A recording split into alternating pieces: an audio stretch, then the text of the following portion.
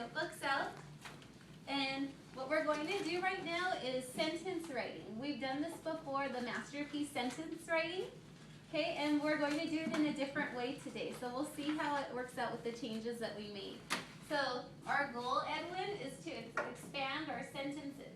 That means we want to make our sentences longer and we want to add more detail into them. So why are we practicing this? What is the point of expanding our sentences and adding details into them? It's because when we write paragraphs, when we write essays, we want our sentences to be descriptive so the reader can have a full understanding of what we're talking about. Okay? And also, when you get to 7th grade next year, you have to do that 7th grade writing test. And you're going to be assessed on how descriptive your sentences are and how long they are. So you don't want sentences that only have 7 words per sentence.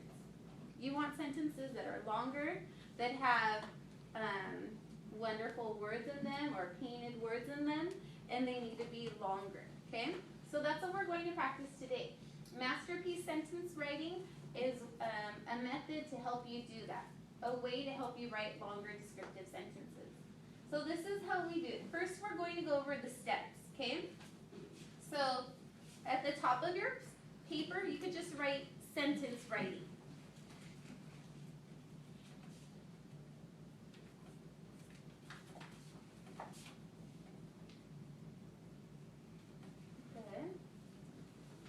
And then we're going to go ahead and write the steps. So for step 1, you're going to write prepare canvas. And the reason why it's called prepare canvas is because our sentence is supposed to be like a masterpiece that we're writing. So a canvas is what a painter paints on. So we're preparing the canvas. We're setting up the stage to write a masterpiece sentence. So when we prepare the canvas, that's when we write the subject and the verb. So the subject is who or what, and the verb is the action. What are they doing? What is the subject doing?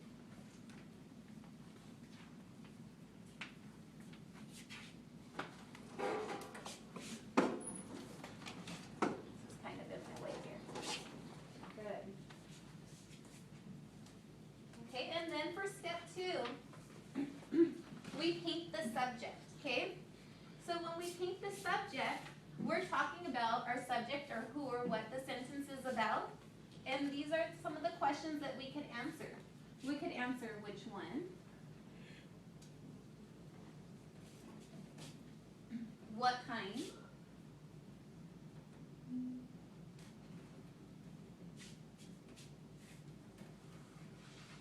Or how many?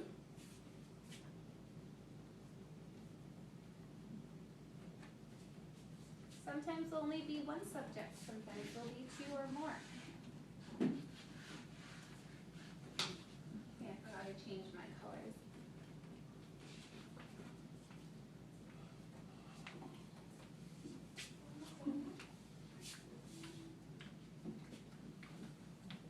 Okay, step 3 is called painting the predicate.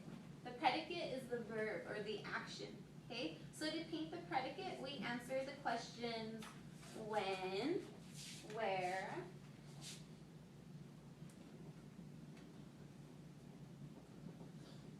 I think there was one other question. That's when, where, or how did they do it? So how.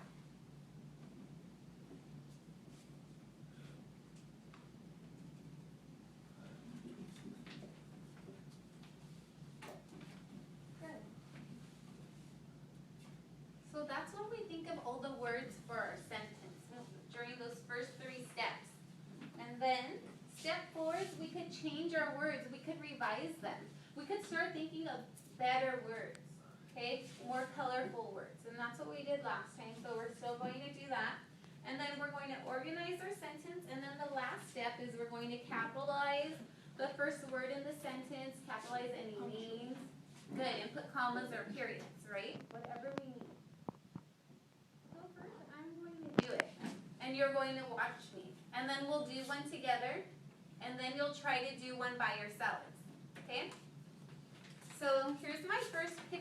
Nathan, can you turn off the lights for me, please?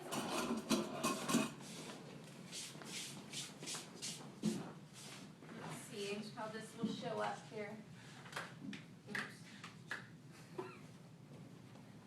Okay, so here's my picture. So I don't have Post-its because I want you to be able to see it, so I'm going to be writing the words over there on the board. Okay, so first, step one, I'm going to prepare my canvas. I want to think of a subject, right? So the subject, I'm going to say, for step one, I'm going to say the boy. And for the verb, what is he doing? I'm going to say, it looks like he's working out. So for the verb, I'll say, working out. So I finished step one. I prepared my canvas. Now, a sentence needs to have a subject and a verb. So we have like the minimum of what you need for a simple sentence. Now we want to add to it. Step two, I'm supposed to do in blue. Let me do it in blue.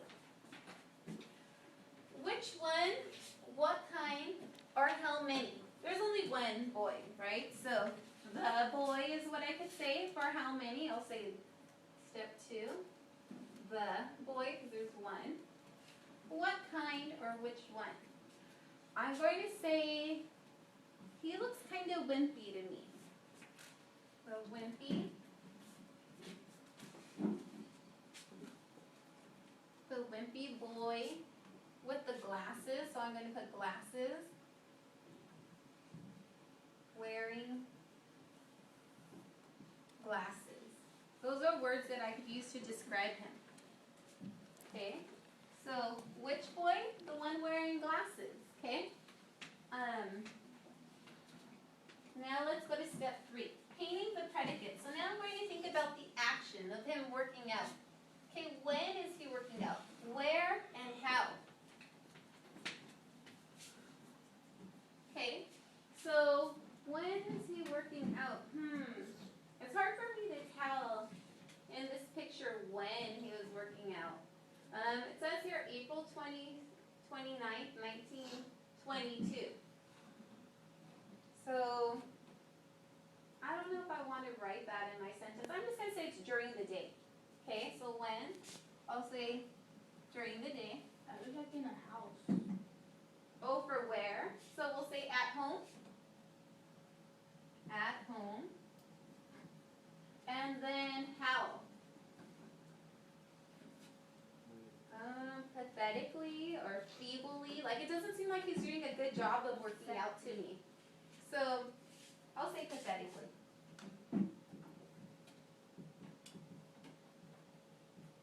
Okay. Now let me see my words. Now I'm going on to step 4. Are there any words I want to change? That I want to make better words? So I have boy.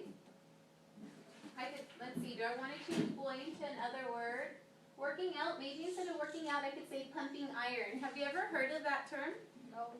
Pumping iron is kind of like a figure of speech you could use for working out. So if I want to, I could say pumping iron.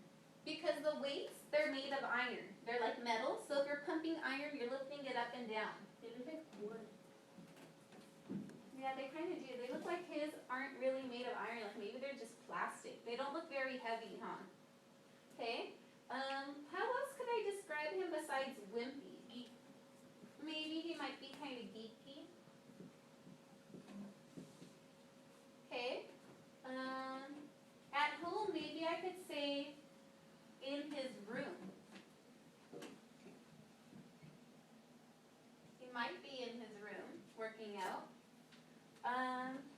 All right, so now I'm going to organize my sentence.